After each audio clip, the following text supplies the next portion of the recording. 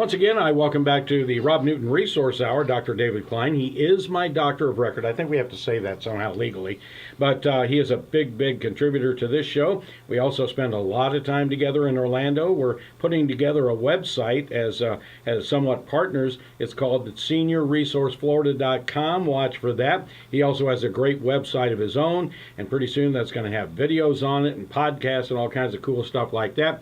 But we also talk to an audience every Sunday afternoon between 3 and 5 on another network of radio stations. But for right now, I want to reintroduce the doctor to you. Some of you may not know of Dr. David Klein, but I tell you what, he is one of the leading professionals, if not just Central Florida, the entire nation. So, doctor, tell him a little bit about yourself. Well, you are too kind. I practice here in Orlando, actually in Longwood, Florida. I moved down here from the Northeast. Why? Because I retired. But now, oddly enough, I'm just as busy as I've ever been, and that's the best type of retirement, actually. I have 5 board certifications. I've been here, I've been there, started off in general surgery, ended up doing something called anti-aging medicine, but more realistically, it's diagnostic medicine. What do people do? They come from pretty much all over the country to figure out what's wrong.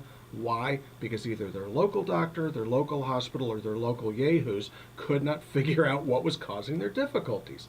Hence my practice. Very interesting and busy. Now, one of the things that I noticed when you and I first got together, I was trying to lose weight. And I'd been to every kind of weight loss thing there was. And I was on one of the national programs, with the envelopes and all that sort of thing. You put me on some Nutraceuticals. You taught me a little bit about how to eat. And before you knew it, I'd lost a lot of weight. And just about the time you and I gained that goal, then there was a car behind me that decided that, well, they may not want to stop as soon as I stopped. And I can't say anything more legally about that accident. But you were right there with me. You were right there that night on the phone with me, talking my way through this. And you said something very interesting.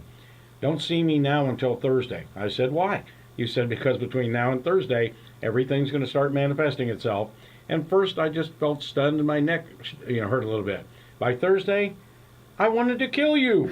Well, I don't know. I mean, you gotta kill somebody, and it might as well be me. I'm a big boy. I can handle it. Well, when it comes to trauma, okay, and I started off in general surgery, doing a lot of trauma, actually, spent too much time in the emergency room, and you begin to learn a few things. Okay, one of which is it takes soft tissues a certain length of time to swell sufficiently to cause pain. So, you'll get your clot cleaned as you did, okay? And it's like any other deceleration injury. It's not the acceleration that kills you, it's the slowdown. So, it's like you jump out of an airplane, you do just grandly on the way down until that abrupt end, okay? The problem was it was somebody else's abrupt end that popped you along like a billiards ball. All right, so over the course of a day or two, but typically 3 days, the swelling will start to develop. The issue really is more as if it were your finger with a ring around it. Okay, the ring doesn't swell, but if you jam your finger, it will. And so it will swell onto an enclosed, let's say a tight ring called an ostium, or a canal, or whatever it happens to be, and then the pain begins. Why? It's swelling against an area that does not give. Well, in the process of doing so, okay, it cuts off its own blood supply. So if it's a tendon going through a canal, if it's a nerve going through a canal, as it was in your case, it cuts off its own blood supply. There are things called vasovasora. Okay, these are the blood vessels that feed the nerves. Nervi nervorum, go figure this one out. These are the nerves that feed the nerve. And then as you start to irritate them, the pain develops. Well, it's easy to figure this one out. A nerve that goes to your fingertip, the sensory nerve actually begins. The cell body is in your spinal cord. All right, it goes all the way out to the tip of the finger through a process called an axon. Okay, it's like a little hose of a sort. So if you were to pinch it at your wrist, it would cause something along the lines of carpal tunnel syndrome. Well, ask your doctor. Okay, if the nerve goes from the tip of your finger to the neck, why does carpal tunnel hurt at the wrist and not the whole way? Okay, well, it sort of defies logic until you realize that what you're feeling is the injury to the nervi nervorum, those little teeny tiny nerves. So you can actually mend these things. You can actually go after them, but before you do, you'd better figure out what's wrong. So what happens is you get nailed, you go to the emergency room, they make sure you don't break your neck, which is kind of important to most people. Sometimes you can break it, not know it. Very embarrassing.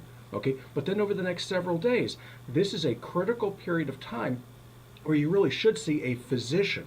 in the strictest of senses. Not a physical therapist or a doc who wants to be a physical therapist, but somebody who can actually go after these things medically to shut down the swelling, to shut down the irritation and inflammation around the nerve, thereby preventing the sort of issues that occur so frequently with motor vehicle accidents, where you're going on for 6, 12 weeks or longer, sometimes years, doing chiropractic or physical therapy, when you could have gotten the darn thing under control straight off the chute, right out of the chute, using anticonvulsants and potent anti-inflammatory medications, some of which can be done with prescription, and many of them are actually over the counter.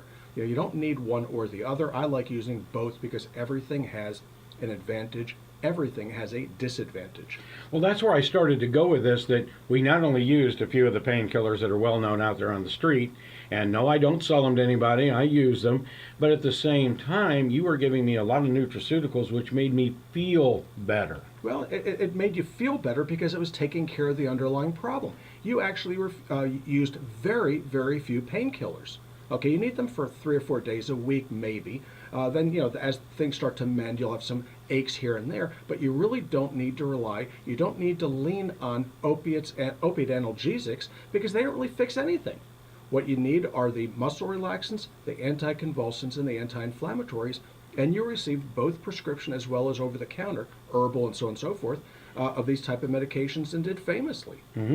So, in your training, when did you discover along the years that you were gaining those 5 board certifications and working all manner of national and federal offices that you said, wait a minute, there's some great herbal stuff that really, really works that isn't hype? Well, this occurred in stages over my career. Okay, I was a chemist before I was a doctor, analytical chemist to be more precise, and as an analytical chemist, you're always very precise. I realized that not everybody got sick, not everybody got better, but understanding that things are caused, that it's not luck, okay? There's always causality. I had to look into why this was. So my first foray into, let's call it alternative medicine, so on and so forth, which is now rather mainstream, was a disorder called RSD, or reflex sympathetic dystrophy. And these people with minor trauma would end up with major impairments and disability. And I started looking at these folks, trying to figure out why it was 1 in 100 developed this, but not the other 99. And after doing some research, in fact doing a lot of research, I found that these individuals were almost all suffering from autoimmune thyroid disease. Okay, this took me 15 years to figure out, and then I started getting these referrals from the NIH and places like Mayo, because they were not doing this. I'm taking care of these people, getting them back to work, which is an impossibility for RSD. But then from there, I started looking at other disorders that we could not routinely and predictably get better. And I started looking at what the faults were with the system. Rather than blaming the patient, calling them malingerers or calling them whatever, I started looking at those things that I might be missing. So before I went ahead and blamed anybody for failure, I looked for the most likely place to experience failure, and that was to look in the mirror, because I was the problem, and then I started thinking outside the box. That was about 30 years ago. Wow, and it all works out. Now I want to bring Robin back to the microphone for a minute. Robin, tell us about the nutraceutical store. Your desk is located very close to that. But when I went in there, unlike the, quote, health food stores of out here in Florida that are just row after row after row of every kind of nutraceutical there is, you don't know what's in them, you don't know who regulates them, but yours are actually custom compounded, right? That is correct, and we do not carry 5 different types of berberine or 10 different manufacturers for let's say How about milk fish thistle? oil or silly mariner or anything like that. So we make it very easy.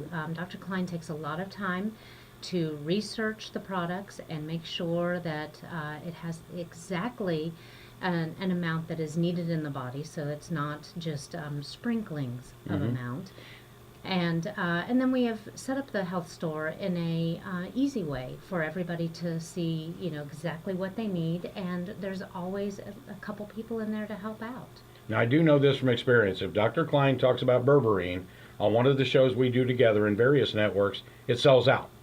and then it's hard to get. And there was a time when you all had a shortage. But tell us how we get to you real quick. We got 15 seconds. All right. Well, you hop on I-4 and you get off on the 434 exit and take head one block east to Raymond Avenue, and you will find the Stages of Life Medical Institute. How about that website? www.stagesoflife.net. Thank you very much, both of you. Thank you very much.